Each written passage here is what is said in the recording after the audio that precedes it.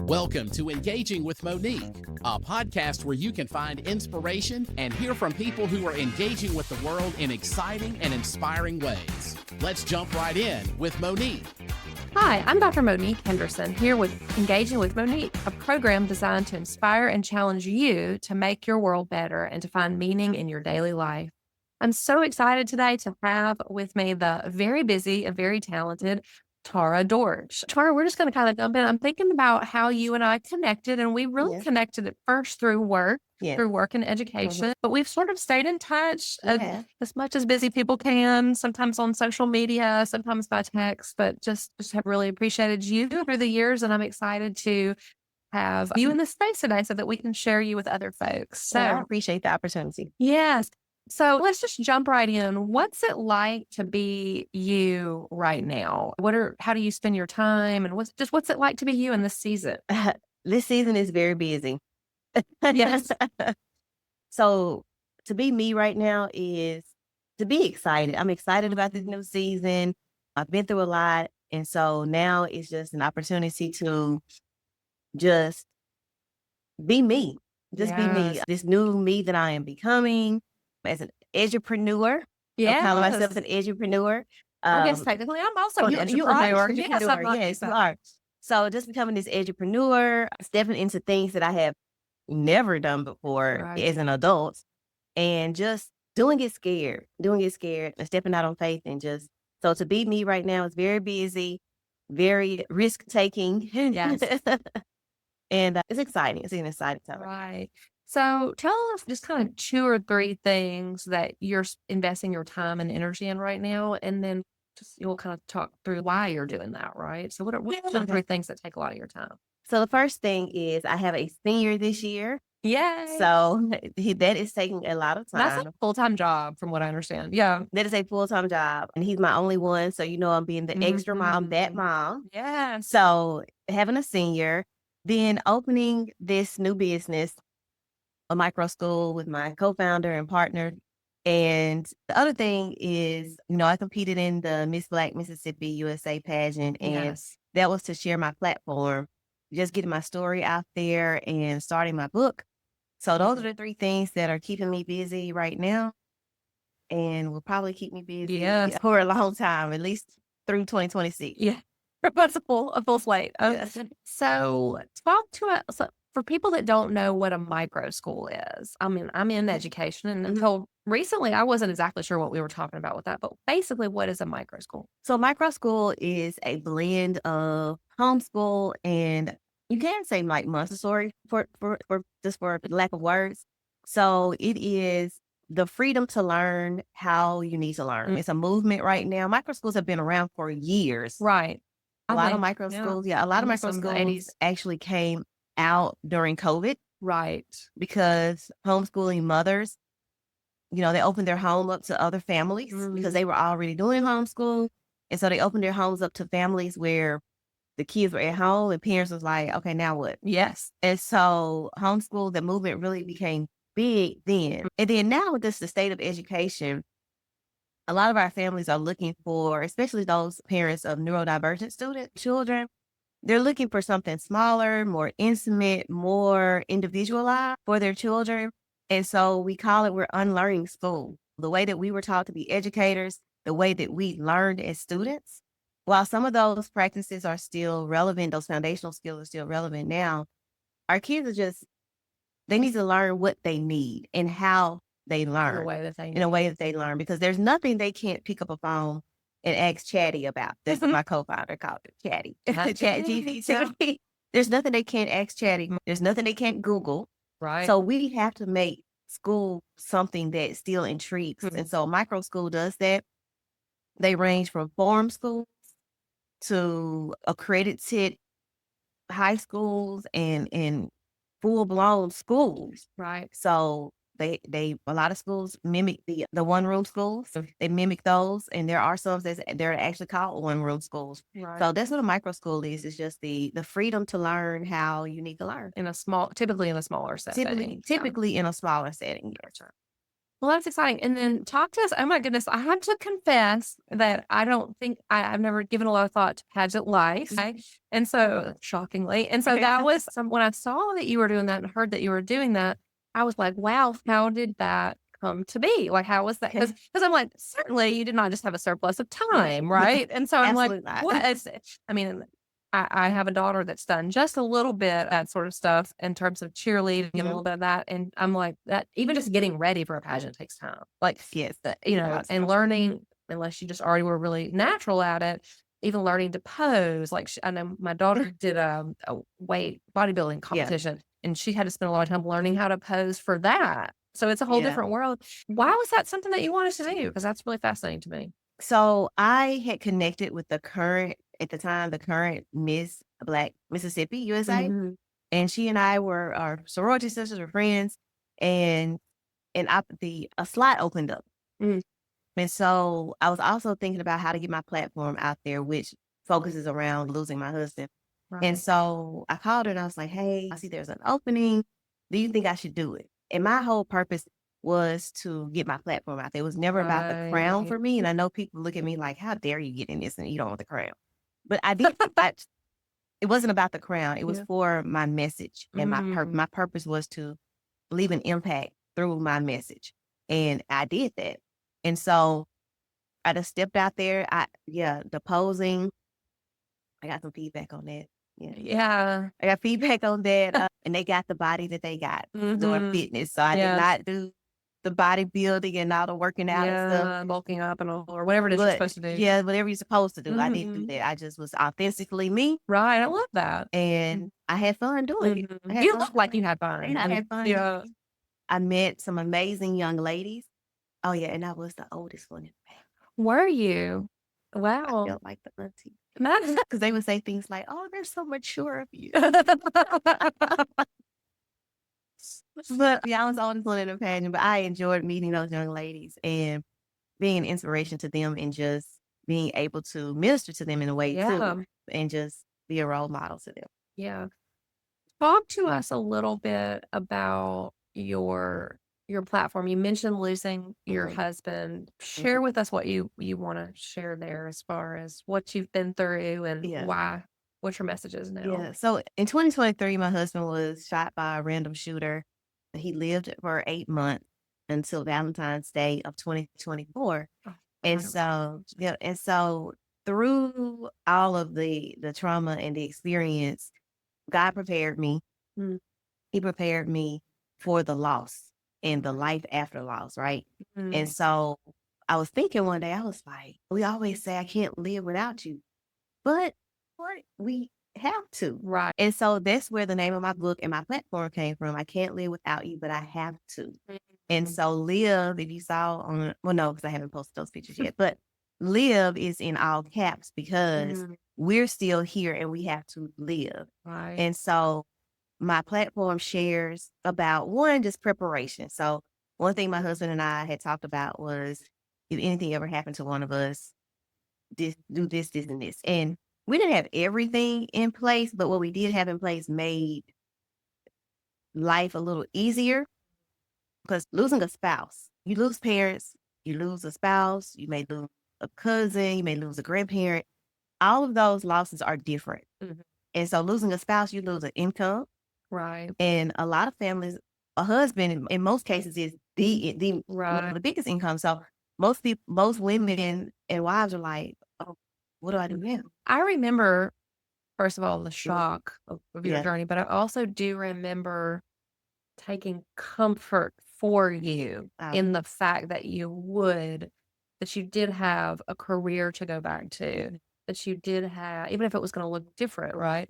And that I knew that you had the tools that you needed to provide. And I think about women that don't have that and how even that must be so challenging. Right. So for those women, I share on my platform how to prepare so that if they don't, because I really took off almost 2 years, Monique. I was able to do that because of the preparation we had in place. Wow. And I could focus on my grief and my healing. And that's what I want all of us to focus on is that healing part because we can't dwell in the loss. There's Right. life after loss. Yeah. And then now for me, there's even love after loss Mm. because I've gotten married now. So that's just my story because when people, I don't know if you've heard people say his spouse or her spouse died of a broken heart. That's a real, It is, yes. that's a real thing. Yeah, my father he passed away 14 months after my mother, and he had a clinical reason that he passed away, but even if that clinical reason had not been there, we would not have been surprised, like, just because they were so together, you know? Yeah. So that's my focus. My platform is just grief and healing and living. Right. Yeah. Ooh, that's so important and so heavy. But I remember how much people were just really wanting to just protect you from all of the things that you went through. It's hard to watch. Yes. The village was there. Yeah. Brittany is here. She was definitely the leader of the village. I appreciate that. Her and my other friends, we have a tight knit circle. The village definitely protected and was there for me. I don't want to cry on that part. Yeah. But they were there for us, for me and Elijah, and they're still here for us. Right. Because even though you're living after, it's still day by day. Mm-hmm. Sometimes minute by minute, hour by hour, Yeah. second by second. You could be good right now, and then the next I'll be a teary mess and be like, cut. There'll be a song in the grocery store. And I'm like, yeah. Or sometimes it will be having lost my parents close together, a particular type of weather that reminds me maybe of a day that we went to treatment that was hard. Or it's that way, like it'll crash down on you suddenly. You hit on something that's a passion for me and something I'm working on, to be honest, and that is I had a window in my life where I felt like what I was supposed to do was focus on my children, my husband. My children were very busy, like athletes, as a lot of children are now. And then I was supposed to focus on my children, my spouse. I probably prioritized my children over my spouse a little bit too much sometimes too, to be honest. But we were both in there, right? We were both just in there. Okay, we got all these things we got to do. We're going to team up and then work, right? Because work was what helped pay the bills. It was, and it was important to me. It's that calling is important to me. But what got left on the side was friends. I saw my friends at work in my school building or whatever. I didn't prioritize. And when I look back on the losses that I experienced with my parents, I was so thankful that by the time that happened, I had shifted. My children were older. I had shifted to I don't know how it was my husband, yes, that got me through with but it was my friends. My friends were the ones that I could fall apart in front of them in a way I didn't with my husband because it was so painful to him. Like it was almost, I can't watch you in this pain. Whereas my friends would just be, we know we've got you and stuff. And that's a message I try to give younger moms and younger people is do not feel guilty for prioritizing your friends because they're going to be what gets you through and they're going to be what keeps you from looking, because you did not say that your son got you through, because that would not be, it might have been what got you, motivated you to be your best self, but he couldn't be the one you were leaning on for the emotional support. You needed to be a support to him.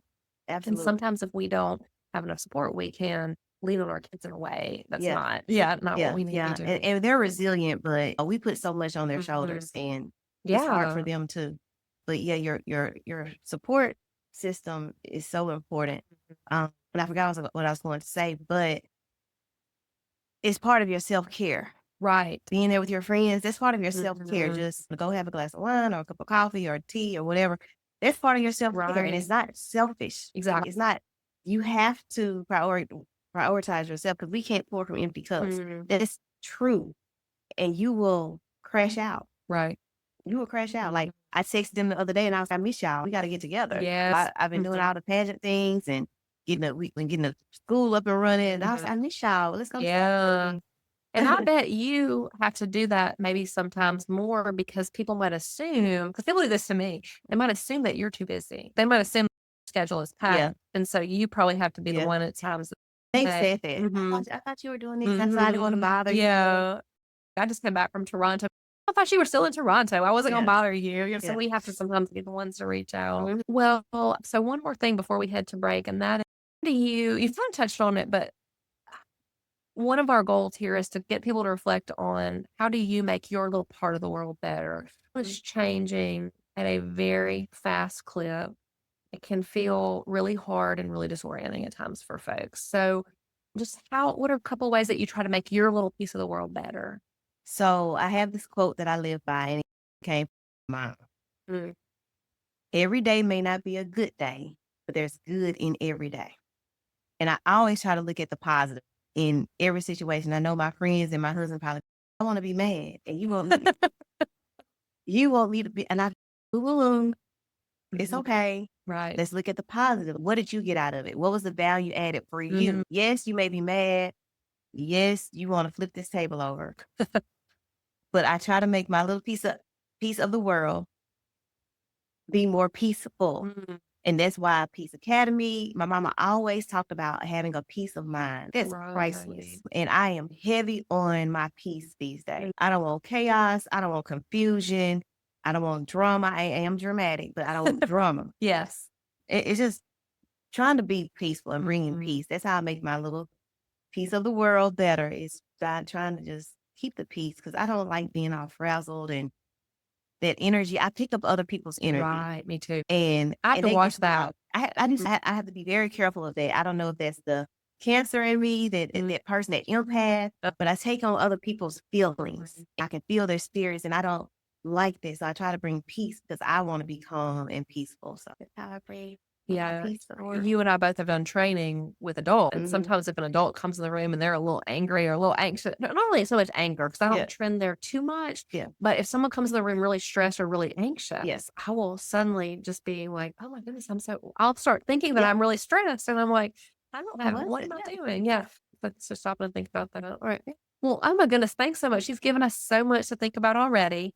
We're going to take a quick break. And when we come back, we're going to talk about what keeps you going on your hardest days. And so we will see all of you on the other side of this quick message. Are you an educator who gets to experience the joy and privilege of serving English learners at the classroom, school, or district level? We can help to ensure that your students are getting what they need and helping you to feel more equipped to serve them well. English Learners Engage is a Mississippi-based educational consulting company owned by Monique that provides professional development, in-classroom teacher coaching and modeling, student tutorials, and products focused on serving multilingual students. We also provide technical support. Dr. Henderson's 2 books, 31 Things Your English Learners Want You to Know, Lessons from the Classroom, along with a sequel, are quick, accessible reads, perfect for a school or district-wide book study or for individual teachers. Each chapter is concise and clear, starting with a story about a specific student or group of students and ending with a quick tip and reflection question. Whether your school has 1 English learner who needs to build English proficiency or 1,000, EL Engage and Dr. Henderson can support you. Working together, we can take your English learners to the next level. Reach out today at Monique@EnglishLearnersEngage.com to see EL Engage's results and to get Monique and her team working for you. We are excited to be back with Tara Dortch, and we're going to talk just a little bit about, I feel like you've touched on it a little bit, but you've had hard.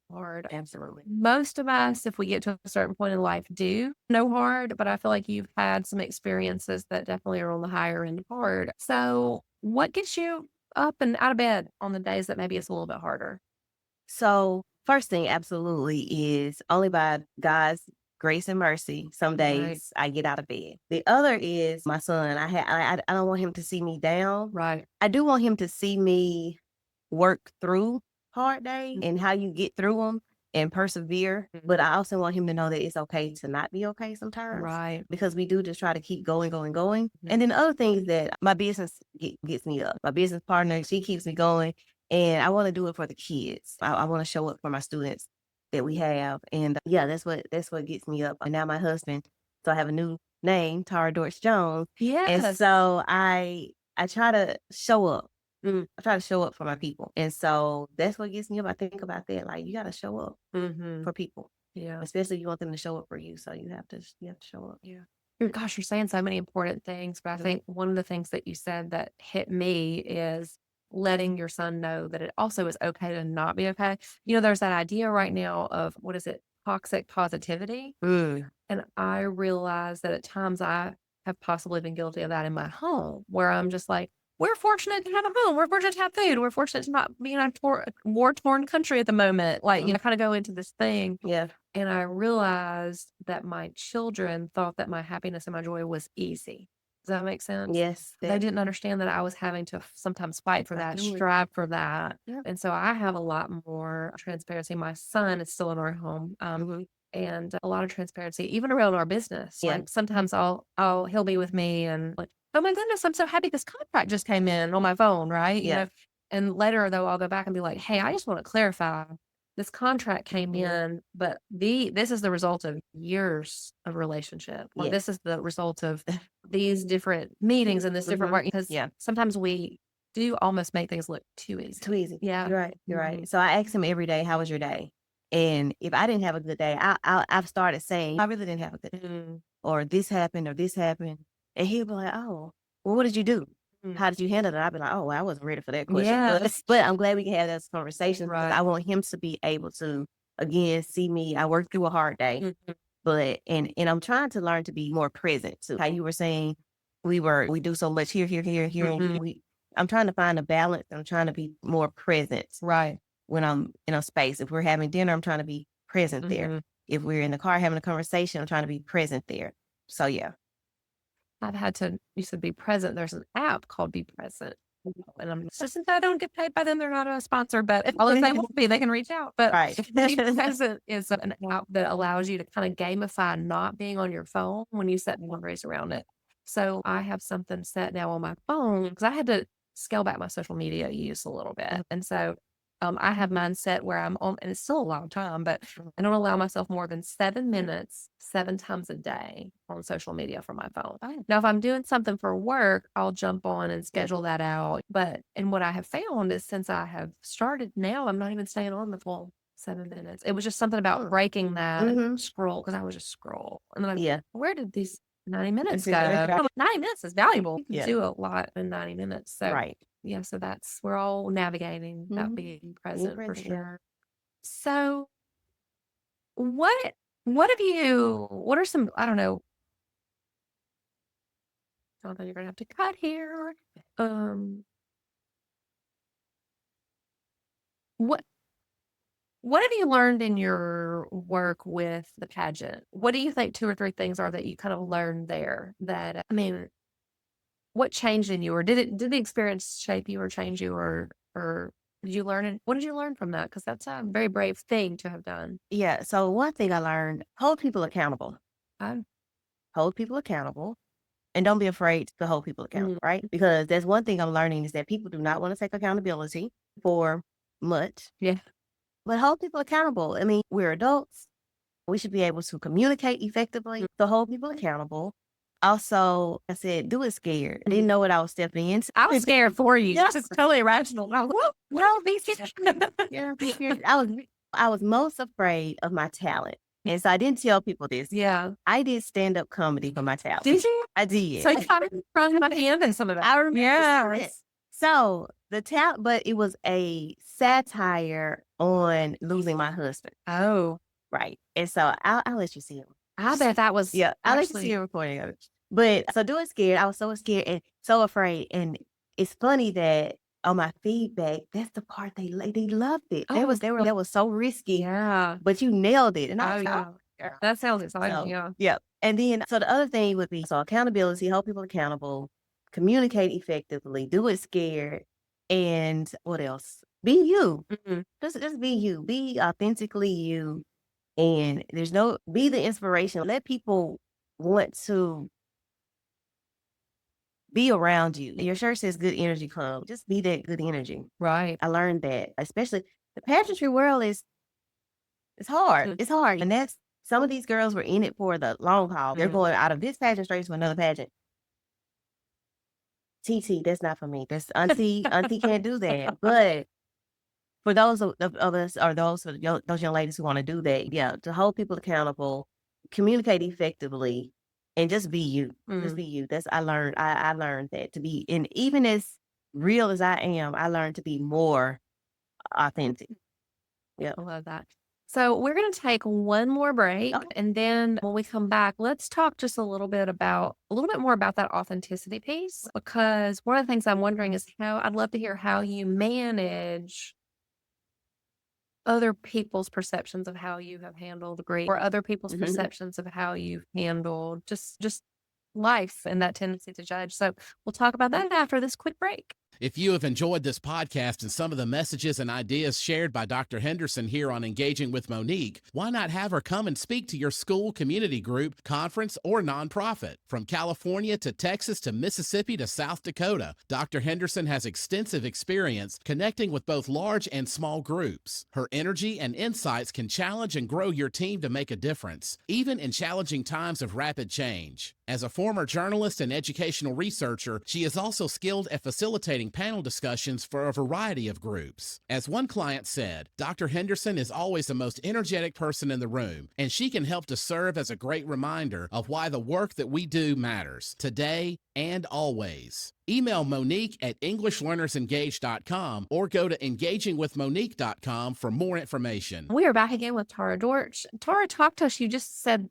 one of the words that we think is so important here at Engaging with Monique, and that is that you really strive to be authentic and to be your true self. And that's one of the lessons that you learned in your dalliance into the pageant world. How have you managed? Because I think I even encountered people who, from the best possible place, right, had opinions from afar about what you might need in your grief. Does that make sense? Because we were devastated for you. Your work community was devastated for you. Many people were devastated for you. But I think as part of that, people did have thoughts about what was the safe. We all just wanted to keep you safe in like a little bubble, right?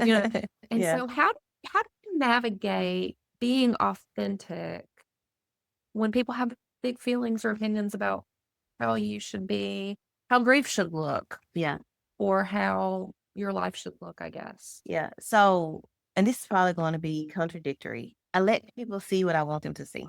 Oh. So on Facebook, y'all see a smile, and y'all see I do those little Tara Talk videos, and a lot of times those Tara Talk videos actually come out of me sitting in my grief. Right. I think I could tell that. Yeah. Those Tara Talks come out of me sitting in my grief and just thinking about some things, and then I share them. Right. So I allow people in the door as far as I want them to come in. It's like those little rugs that said, I know you didn't show up without calling first. Like nobody asked you to show up in my grief without calling first. So you can't tell me how to grieve. Your grief journey is your grief journey. My grief journey is my grief journey. And it looks different for everybody. Right. The way we handle it, somebody may journal. Somebody may listen to music. Somebody may go to a dark space in their grief. And so, again, I allow people to see what I want them to see. Sometimes I do let you see the ugly parts of it. I will share those parts through a long post or through a video. Because one thing I've realized is that with losing my husband, when we're spouses, sometimes we lose ourselves. Yes. We lose ourselves. We lose ourselves as spouses. We lose ourselves as parents. I saw that when my mother passed with my father, where there was this whole side of his personality that we didn't know. My kids were like, who is this guy? And it was really fun. Yes. Yeah.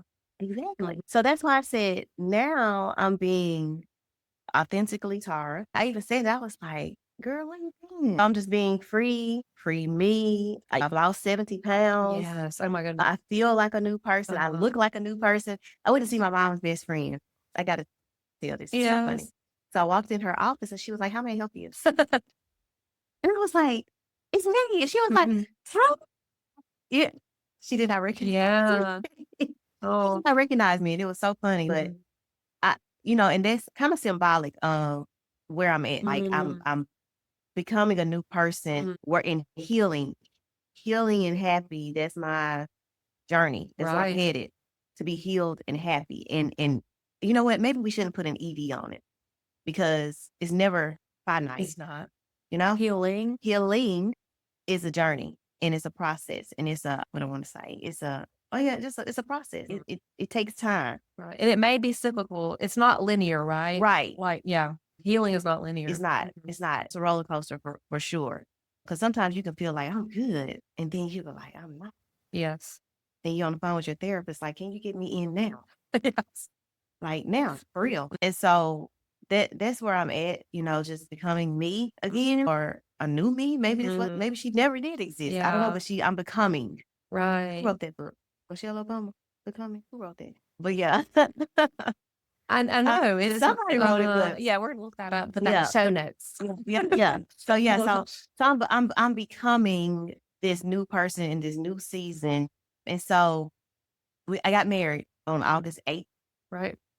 8/8, right? And so I looked up the number 8. God was just giving me one. I had always, and this is probably not even where I'm supposed to be going with this, Monique, I'm sorry. No, don't apologize. So when I met my husband, he told me, "You're going to be my wife." I was like, I don't want to get married again. That was really brave on his part. We didn't have him on here. And he can talk about his grief journey because he's been through a lot. He's been through a lot. But I kept saying, I told you that's not what I'm doing. But one, God's plan is always better than our plan. Right. And then two, I said, when God tells me I'm supposed to be your wife, we'll do that. Right. So then he finally said, yeah, put him in your life for a reason, for a purpose. And so we were okay, yeah, let's do this. But I looked up the number 8 and I kept saying, he was like, so when are we going to do it? And we stayed engaged for 4 days. That's it. We stayed engaged for 4 days. I thought mine was short and it was 3 months. Oh, 4 days. And so I was 8/8 and I was 8. Why does God keep giving me this 8? And so I looked it up and I posted that the other day. The number 8 means new beginning. The number 7 means completion. And I won't go into all of this, but the number 7 was significant for him because that was closing out something. And then number 8 was new for us because we were beginning together, this new beginning, this new happiness, this new healing, this new season. And that's what the number 8 symbolizes. Wow. And I was, wow. To this, I'm still speaking.